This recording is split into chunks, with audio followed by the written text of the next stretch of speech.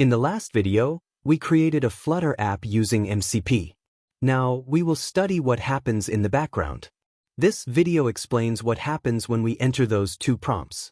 If you are interested in what happens behind the scenes, watch this video. Otherwise, you can skip it.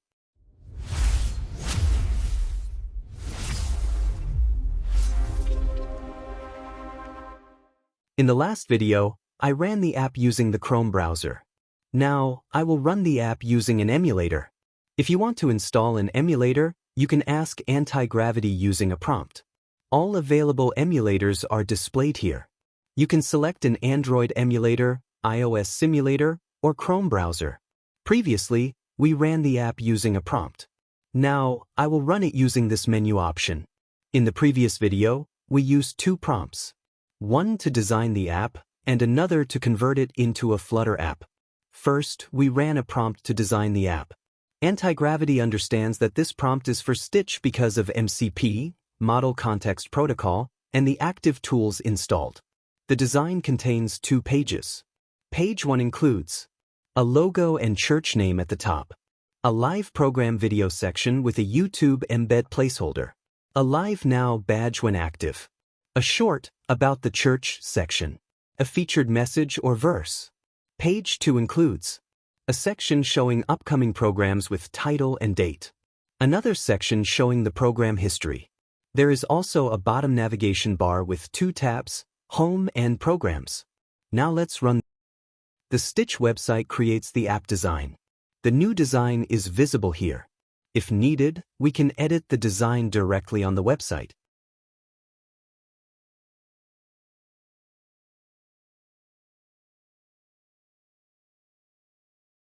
Now I open Antigravity again. Click here to go to the code. A folder is created for Stitch. The design and HTML files are available here. If we update the design on the website, we also need to give an update prompt here.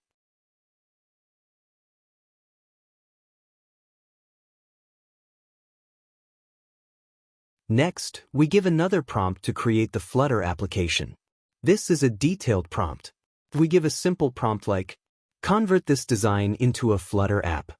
It will still work, but the result will be less accurate and less controlled compared to a detailed prompt. A simple prompt tells the AI what to do. A detailed prompt tells the AI how to do it correctly. Now we enter the prompt. First, Antigravity reads and understands the prompt using AI. Then it starts converting the UI design into a Flutter app. Next, using MCP, it understands the entire project context, including design, files, and structure. Then it starts coding using Flutter and Dart tools. After that, it breaks the task into smaller steps, such as creating the project structure. This is the project structure. Generating Flutter screens. Here we can see the screens created inside the lib folder. This is the home screen, and this is the program screen adding widgets.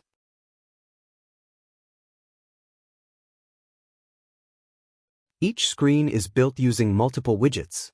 For example, this text is a widget. If you know Flutter, you can edit the code directly. Otherwise, don't worry. You can edit everything using the AI agent. Here, I will make a simple change by editing the heading manually.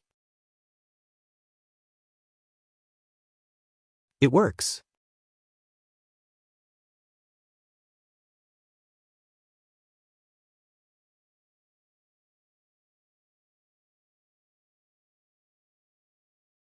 Now I will do the same using the AI agent.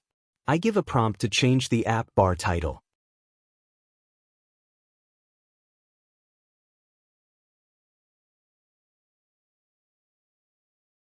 Click Accept All. Then reload the app using a prompt or by clicking this icon. Yes, the change is applied. Now I change it back to the original heading.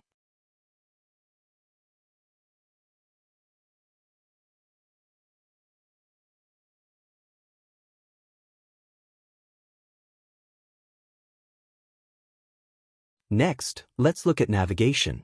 Open the main.dart file. This file contains the main function, which is the starting point of the Flutter app. Here we can see the bottom navigation bar. with Home and Programs buttons.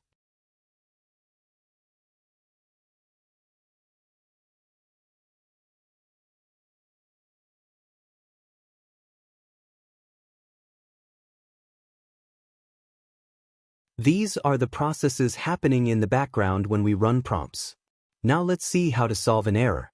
When we go to the Programs page, we see an error. This is an overflow error. So we give a prompt to fix this issue.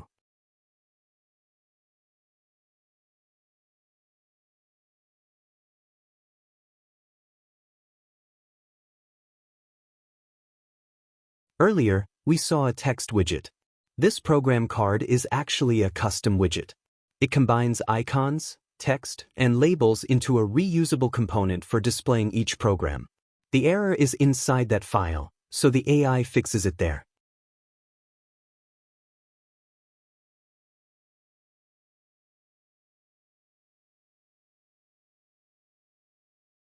Now it is completed. Reload the app. Yes, the issue is fixed. Please subscribe to the channel for more videos like this. Thank you for watching.